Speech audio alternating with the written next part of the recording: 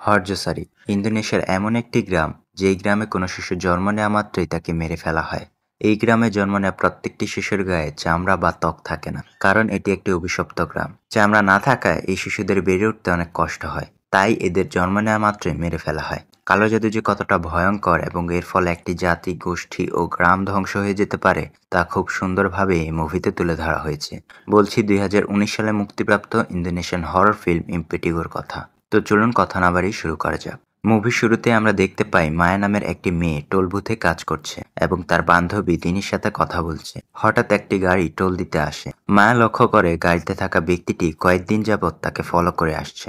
তখনই গাড়িটি সামনের দিকে এগিয়ে যায় এবং কিছু দূর গিয়ে থেমে যায়। এদিকে মায়া তার বান্ধবী দিনিকে এইসব বিষয়ে জানাচ্ছিল। এর মধ্যেই গাড়িতে থাকা ব্যক্তিটি মায়ের দিকে এগিয়ে আসতে লাগে। মায়া ব্যক্তিটিকে এগিয়ে আসতে দেখে ভয় পেয়ে জানালা দরজা সব বন্ধ করে ফেলে। ব্যক্তিটি মায়ার কাছে এসে তাকে জিজ্ঞেস করে তার নাম কি রাহায়ু। মায়া বলল না, তার নাম মায়া। তারপর ব্যক্তিটি তার বাবার নাম এবং গ্রামের বাড়ি সম্পর্কে জানতে চাইলে মায়া তাকে এসব বিষয় বলতে অনীহা প্রকাশ করে। লোকটি আর বেশি কিছু না বলে সেখান থেকে চলে যায়। কিছুক্ষণ পর ব্যক্তিটি তলোয়ার হাতে মায়ের দিকে এগিয়ে আসতে লাগে। মায়া এসব দেখে টোলবুথ থেকে বের হয়ে পালাতে শুরু করে, কিন্তু ব্যক্তিটি মায়াকে ধরে ফেলে এবং তার পায়ে একটি কাটা দাগ খুঁজতে থাকে। কাটা দাগটি খুঁজে পেলে তিনি আবার ওই জায়গাটি কেটে দেয় এবং মায়ের মাথায় আঘাত করে বলতে লাগে মায়ের পরিবারের জন্য তাদের অনেক কষ্ট সহ্য করতে হয়েছে, তাই তাকে মেরে ফেলবে। যখনই ব্যক্তিটি মায়াকে মারার জন্য তলোয়ার উঠালো, তখনই পুলিশ এসে ব্যক্তিটিকে গুলি করে মেরে ফেলে। ঘটনাটির কয়েকদিন পর মায়া আর দিনি এখন বাইরে কাজ করে না। তারা দুইজন মিলে একটি কাপড়ের দোকান দিয়েছে। দোকান গোছানোর সময় মায়া দিনিকে বলে সে কিছুদিনের জন্য শহরের বাইরে যাবে। মায়া কোথায় যাবে দিনি তা জানতে চাইলে মায়া দিনিকে তার আন্টির জিনিসপত্র থেকে খুঁজে পাওয়া একটি ছবি দেখায়। ছবিতে একজন মহিলা ও একজন লোক এবং তাদের সাথে একটি মেয়েকে দেখা যায়। ছবির পিছনে একটি ঠিকানা এবং দুটি নাম লেখা থাকে। নাম দুটির মধ্যে একটি নাম রাহায়ু। এই নামটি ধরে ওই দিনের ব্যক্তিটি মায়াকে ডাকে। এখান থেকে মায়া শিওর হয় যে হয়তোবা সে এই দুইজনের মেয়ে। মূলত মায়া 5 বছর বয়স থেকে তার এক আন্টির সাথে থাকে। তার আন্টি তার মা বাবা সম্পর্কে তাকে কোনোদিনই কিছু বলেনি, কিন্তু সেদিনের ঘটনার পর মায়া তার আন্টির জিনিসপত্র থেকে এই ছবিটি খুঁজে বের করে। ছবিতে তাদের পিছনে একটি বড় বাড়ি দেখা যায়, যা দেখে বোঝা যায় তারা অনেক বড় লোক ছিল। যদি মায়া এদের মেয়ে হয় তাহলে সে উত্তরাধিকারী সূত্রে অনেক সম্পত্তি পাবে, যা দিয়ে সে শহরে স্বাচ্ছন্দ্যে থাকতে পারবে। তাই সে কিছুদিনের জন্য গ্রামে যাবে। এসব শোনার পর দিনিও তার সাথে যেতে চায়। বাথরুমে মায়া দেখতে পায় ওই দিনের কাটা জায়গা থেকে ব্লিডিং হচ্ছে এবং ওই কাটা জায়গায় একটি চিরকুট খুঁজে পায়। চিরকুটে জাপানিজ ভাষায় কিছু লেখা ছিল। মায়া তার ছবি তুলে রাখে। বাথরুম থেকে বের হয়ে মায়া দিনিকে খুঁজতে লাগে। তখনই সে অদ্ভুত কিছু ভৌতিক জিনিস লক্ষ্য করে। কালো কাপড় পরিহিত কয়েকটি অবয়ব দাঁড়িয়ে থাকতে দেখে। এসব দেখে মায়া অনেক ভয় পেয়ে যায়, আর তখনই দিনি চলে আসে। পরদিন রাতে তারা হর্যসারি গ্রামের উদ্দেশ্যে বাসে করে রওনা হয়। বাসে তারা একজন বিশ্ববিদ্যালয়ের প্রভাষকের সাথে পরিচিত হয়। তিনি বিভিন্ন ভাষায় পারদর্শী থাকায় মায়া তাকে তার পায়ের ক্ষতে লুকিয়ে থাকা চিরকুটটি দেখিয়ে এটি সম্পর্কে জানতে চায়। প্রভাষক মায়াকে বলে এতে জাপানিজ ভাষায় কালো জাদুর কিছু মন্ত্র লেখা আছে। এই মন্ত্রগুলো লেখা হয় কাউকে শয়তানি অপশক্তির হাত থেকে বাঁচানোর জন্য। মায়া এসব শুনে আতঙ্কিত হয়ে পড়ে। অবশেষে সকালে তারা বাস স্ট্যান্ডে এসে পৌঁছে। তারপর তারা একটি ঘোড়ার গাড়িতে করে গ্রামের উদ্দেশ্যে রওনা হয়। গাড়িতে চলতে চলতে মায়া গাড়ি চালককে জিজ্ঞেস করে তারা বিশ্ববিদ্যালয়ের একটি গবেষণার কাজে গ্রামে এসেছে। তারা এই গ্রাম সম্পর্কে জানতে চায়। তারা কার কাছে গেলে এই গ্রাম সম্পর্কে ভালোভাবে জানতে পারবে। ঘোড়ার গাড়ি চালক তাদের একজন পুতুল নাট্যশিল্পীর কথা বলে, যার নাম সাপ্তাদি। গাড়িতে করেই তারা সাপ্তাদির বাড়িতে যায়। সেখানে গেলে তারা জানতে পারে সাপ্তাদি বাড়িতে নেই, তার ফিরতে দেরি হবে। তারা যেন সাপ্তাদির সাথে কাল দেখা করে। সাপ্তাদির সাথে দেখা করতে হলে মায়াদের আজ রাত এই গ্রামে থাকতে হবে। তাই তারা গ্রামে ঘুরতে থাকে এবং মায়ের পাওয়া ছবির বাড়িটি খুঁজে পায়। বাড়িতে এখন আর কেউ থাকে না এবং বাড়িটি পরিত্যক্ত হয়ে আছে। তারা আজকের রাতটি এই বাড়িতে থাকার সিদ্ধান্ত নেয়। তাই তারা দরজার তালা ভেঙে ভিতরে ঢোকে। ভেতরে সবকিছুই পরিত্যক্ত এবং সবকিছুতেই ধুলোবালি জমে আছে। ঘুরতে ঘুরতে মায়া একটি ড্রয়ারে কিছু ছবি দেখতে পায়। সেখানে তার মা বাবার কিছু ছবি ছিল। ছবিগুলো দেখার সময় বাইরে আওয়াজ শুনে তারা দেখতে গেলে দেখে কেউ একজন মারা গেছে এবং সবাই মিলে তাকে কবর দিতে নিয়ে যাচ্ছে। মায়ারও সেই কবরস্থানে যায়। গিয়ে দেখে অনেক ছোট জায়গার মধ্যে অনেকগুলো কবর। কবরগুলোর মধ্যে অধিকাংশ কবরই নতুন। এই থেকে তারা ধারণা করে যে গ্রামে প্রতিনিয়তই মানুষ মারা যায় এবং যারা মারা যায় তারা অধিকাংশই হয়তোবা শিশু। বিষয়টি তাদের কাছে খুবই আজব লাগে। মায়ারা আজকের রাত এই বাড়িতেই কাটায়। রাতে গ্রামের একজন মহিলা একটি বাচ্চার জন্ম দেয়। জন্ম নেওয়া বাচ্চাটিকে সাপ্তা দিয়ে সে পানিতে ডুবে মেরে ফেলে। পরের দিন সকালে বাচ্চাটিকে দাফন করার জন্য কবরস্থানের দিকে নিয়ে যাওয়ার সময় মায়ারা তাদের পিছু পিছু যায়। দাফন শেষে সপ্তদী মায়াদের দেখে তাদের দিকে এগিয়ে আসে। মায়া তখন বলে তারা একটি বিশ্ববিদ্যালয়ের শিক্ষার্থী। তারা এই গ্রাম সম্পর্কে সপ্তদীর কাছে কিছু জানতে চায়। সপ্তদী তাদের বিকালে তার কাছে যেতে বলে। এখান থেকে মায়া বাজারে যায় খাবার কিনতে। দোকানে একটি মেয়ে খাবার বিক্রি করছিল। মায়া তাকে বড় বাড়িটি সম্পর্কে জিজ্ঞেস করে। বাড়িটি কেনই বা খালি, আর বাড়িতে কেনই বা কেউ থাকে না? জবাবে দোকানি মেয়েটি বলে এই বাড়িটি একটি অভিশপ্ত বাড়ি। এখানে কালো জাদু এবং শয়তানের পুজো করা হতো। অন্যদিকে দিনি বাসায় ফিরে গোসলের প্রস্তুতি নিচ্ছিল। তখনই দুইজন লোক আসে। লোকগুলো দিনিকে বলে এই বাড়িতে কিছু সমস্যা আছে, তাই তারা এই বাড়িতে থাকতে পারবে না। এই বাড়ির মালিকের একটি মেয়ে বেঁচে আছে, তার নাম রাহায়ু, শুধু সেই এই বাড়িতে থাকতে পারবে। তখন দিনি লোকগুলোকে বলে সেই হচ্ছে এই বাড়ির মালিকের মেয়ে, মানে রাহায়ু। এ কথা শুনে লোকগুলো চমকে যায় এবং দিনিকে বলে তাদের সাথে গিয়ে সপ্তাদির কাছ থেকে বাড়ির দলিল নিয়ে আসতে। দিনি তাদের সাথে যেতে রাজি হয়ে যায়। যাওয়ার সময় দিনি লক্ষ্য করলো যে সপ্তাদির কাছে নিয়ে যাওয়ার কথা বলে লোকগুলো তাকে জঙ্গলের অনেক ভিতরে নিয়ে যাচ্ছে। দিনি দ্রুত মায়াকে ফোন করতে নেয়, কিন্তু জঙ্গলের অনেক ভিতরে থাকায় তার মোবাইলে সিগন্যাল পাওয়া যাচ্ছিল না। তাই দিনি তাদের সাথে যেতে না করে এবং দৌড়ে পালানোর চেষ্টা করে, কিন্তু তাকে লোকগুলো ধরে ফেলে এবং অনেক মারধর করে সপ্তাদির কাছে নিয়ে যায়। সপ্তাদির কাছে নিয়ে গিয়ে তাকে উল্টো করে ঝুলিয়ে রাখে। দিনি সপ্তাদির কাছে সাহায্য চায়, কিন্তু সপ্তাদির কথা মতোই দিনিকে এখানে নিয়ে আসা হয়েছে। কিছুক্ষণ পর সপ্তাদির মা এসে দিনিকে গলা কেটে মেরে ফেলে। সপ্তাদির মা তাকে বলে রাহায়ুকে মারতে এত দেরি করছে কেন?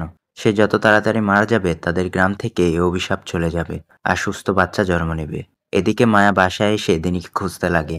বাসায় দিনিকে খুঁজে না পেয়ে মায়া বাইরে গিয়ে দিনিকে এদিক ওদিক খুঁজতে লাগে এবং সে সপ্তাদির বাড়িতেও যায় দিনিকে খুঁজতে। সপ্তাদি তাকে বলে সে দিনিকে দেখেনি। এদিকে সপ্তাদির মা দিনির গায়ের চামড়া তুলে এগুলোকে রোদে শুকাতে দেয়। দিনির চামড়া রোদে শুকাতে দেয় কারণ এই চামড়া দিয়ে পুতুল তৈরি করে আজ রাতে সপ্তাদি পুতুল নাচ দেখাবে। তারা মনে করে রাহিউর গায়ের চামড়া দিয়ে পুতুল নাচ দেখালে তাদের গ্রামে সুস্থ বাচ্চার জন্ম নেবে। রাতে পুতুল নাচ অনুষ্ঠানের প্রস্তুতি নেওয়া হয়। অনুষ্ঠানে এক দম্পতিকে দেখা যায় যাদের আজ রাতে সন্তান জন্ম নেবে। তারা এই ভেবে খুশি যেহেতু রাহিউকে মেরে ফেলা হয়েছে সেহেতু আজ রাতে তাদের সুস্থ সন্তান জন্ম নেবে। অন্যদিকে মায়া দিনিকে খুঁজে না পেয়ে কাঁদতে থাকে আর তার ফোনে বারবার কল করতে লাগে। তখনই একটি অদ্ভুত মেয়ে মায়ার সামনে আসে, এসে তাকে বলে একজন মহিলা তার সন্তান জন্ম দিচ্ছে। মায়া গিয়ে মহিলার সন্তানটিকে দেখতে। মায়া মেয়েটির পিছু পিছু একটি ঘরের জানালার সামনে গিয়ে দাঁড়ায়। মায়া দেখে একটি বাচ্চা ঠিকই জন্ম নিয়েছে, কিন্তু তার গায়ে কোনো চামড়া নেই। কিছুক্ষণ পর সপ্তাদি এসে বাচ্চাটিকে পানিতে ডুবিয়ে মেরে ফেলে। এসব দেখে মায়া ভয়ে কেঁপে ওঠে। বাইরে শব্দ শুনে সপ্তাদি দেখতে আসলে দেখে সেখানে তাদের গ্রামের একজন মহিলা দাঁড়িয়ে আছে। এই মহিলার কাছ থেকে মায়া খাবার কিনেছিল।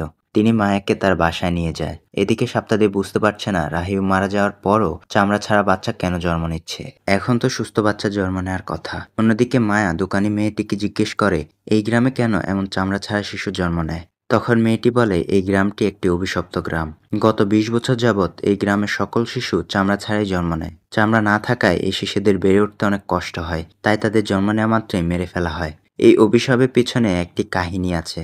একদা এই গ্রামে এক বড়লোক পরিবার বাস করত। সেই পরিবারের বড় ছেলে এই গ্রামের প্রধান ছিল, আর তিনি হচ্ছে মায়ের বাবা। মায়ের বাবাও একজন পুতুল নাট্যশিল্পী ছিলেন। মায়ের মা অনেক সুন্দরী থাকায় তাকে অনেকেই বিয়ে করতে চাইতো, কিন্তু অবশেষে মায়ের বাবার সাথে তার বিয়ে হয়। বিয়ের 5 বছর পর জন্ম নেয় মায়া, মানে রাহায়ু। রাহায়ু জন্ম নেওয়ার 5 বছর পর্যন্ত তাকে গ্রামের কেউই দেখেনি। গ্রামবাসীরা মনে করে রাহায়ুর গায়ে চামড়া না থাকায় রাহায়ুর বাবা তাকে বের করছে না। হঠাৎ 3 দিন রাতে গ্রাম থেকে 3টি মেয়ে উধাও হয়ে যায়। তার কিছুদিন পরই রাহায়ুকে তার বাবা বাইরে নিয়ে আসে। তখন গ্রামের লোকেরা ভাবে হয়তো গ্রামের এই 3টি মেয়ের বিনিময়ে রাহায়ুর বাবা কালো জাদুর মাধ্যমে রাহায়ুকে ঠিক করে।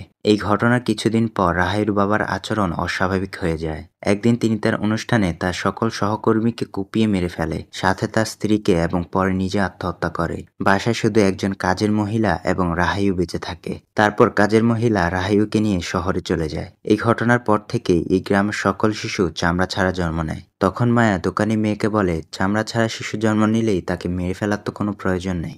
তখন মেয়েটি বলে আগে একজনকে বাঁচিয়ে রাখা হয়েছিল, কিন্তু তার কষ্ট হয় দেখে এরপর জন্ম নেওয়া সকল শিশুকে মেরে ফেলা হয়।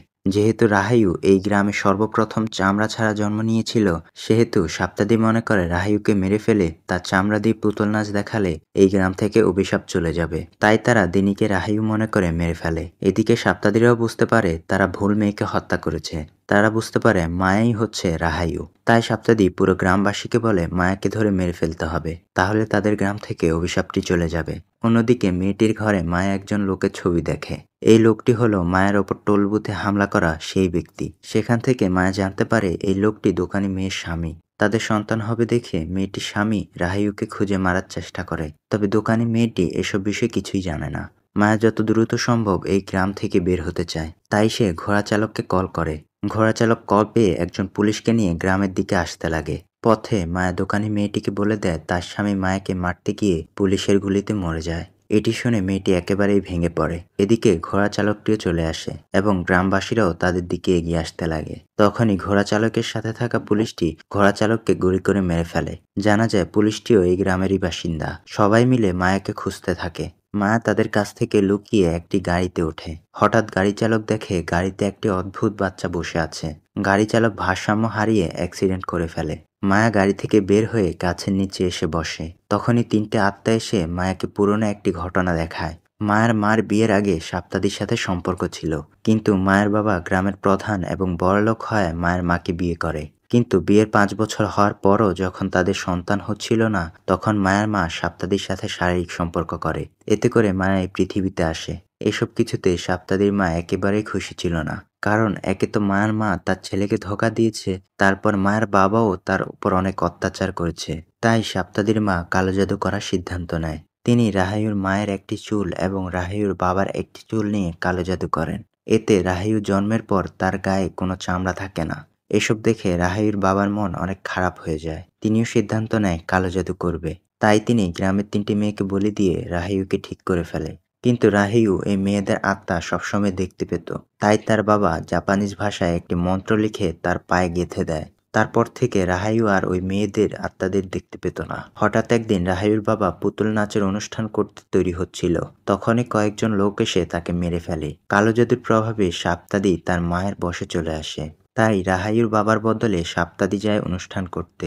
অনুষ্ঠানে সাপ্তাদি রাহাইউর বাবার সব সহকর্মীকে মেরে ফেলে এবং রাহাইউর মাকেও মেরে ফেলে। আর গ্রামবাসীরা মনে করে এতগুলো হত্যার জন্য রাহাইউর বাবা দায়ী। মেয়েদের আত্মাগুলো মায়াকে আর বলে এই অভিশাপ ঠিক করার উপায় তারা জানে। মায়াদের বাড়ির নিচতলা থেকে মেয়েদের পুঁতে রাখা লাশগুলো উদ্ধার করতে হবে, আর মেয়েদের চামড়া দিয়ে বানানো পুতুলগুলোকে সাপ্তাদির কাছ থেকে উদ্ধার করে লাশগুলোর সঙ্গে ভালো কোনো জায়গায় দাফন করতে হবে। তখনই দোকানি মেয়েটি এসে মায়াকে ঘুম থেকে জাগায়। মায়া মেয়েটিকে বলে সে এই অভিশাপ কাটাতে পারবে। তাই তারা প্রথমে সাপ্তাদির বাড়িতে গিয়ে পুতুলগুলোকে উদ্ধার করে, পরে মায়াদের বাড়িতে গিয়ে পুঁতে রাখা লাশগুলোকে উদ্ধার করে। এবার তারা দুজন মিলে উদ্ধার করা লাশ এবং পুতুলগুলোকে একটি ভালো জায়গায় দাফন করে দেয়। দাফন করা শেষ হয়ে গেলে সেখানে সাপ্তাদিরা চলে আসে। সাপ্তাদিরা মায়াকে উল্টো করে ঝুলিয়ে রেখে মেরে ফেলার সময় মায়া সাপ্তাদিকে বলে সে তার মেয়ে। সাপ্তাদির মা মানে মায়ার দাদি কালো জাদু করার ফলে গ্রামে এই অভিশাপ আসে। সাপ্তাদি এসব কিছুই বিশ্বাস করে না, বরং সে মায়াকে মেরে ফেলতে যাচ্ছিল তখনই দোকানি মেয়েটি একটি সুস্থ বাচ্চার জন্ম দেয়। এসব দেখে সাপ্তাদি বিশ্বাস করে মায়া সত্যি কথাই বলছে।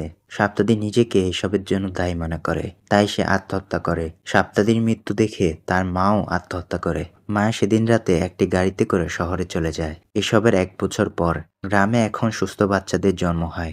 আজ রাতে একজন মহিলা সন্তান জন্ম দিবে।